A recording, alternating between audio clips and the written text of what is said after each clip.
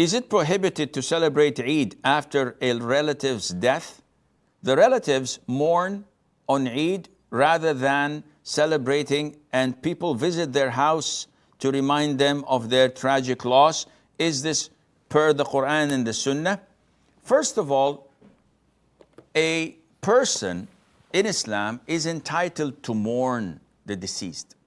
What does that mean? We're humans, and we feel sorry for our loss when a loved one dies. So Islam permits you and I to mourn. Sheikh, I feel sorry for the death of my brother or my father for more than 2-3 years. You mean that I'm sinful for that? Akhi, feeling sorry, feeling sad is different than mourning.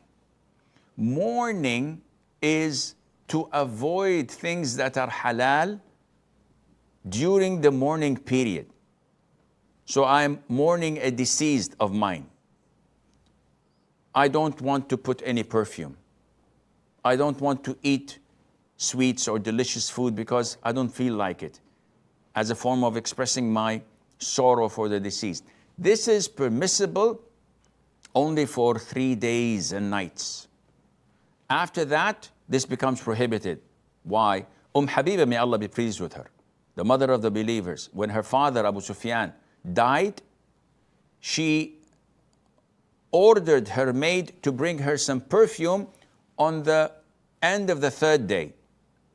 And she put some of it on her hair and face. And she said to those around her, Wallahi, I don't need to put perfume.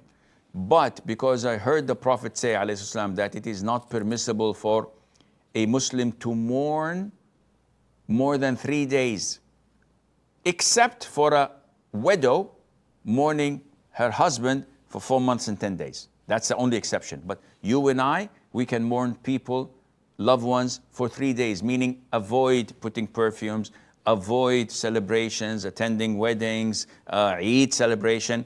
In this case, only for 3 days. So if your father died a week ago and today is Eid, you don't have the right to say, I'm not celebrating Eid. I'm not attending weddings. I'm mourning my father. No, this is haram. You have only 3 days, and that is it.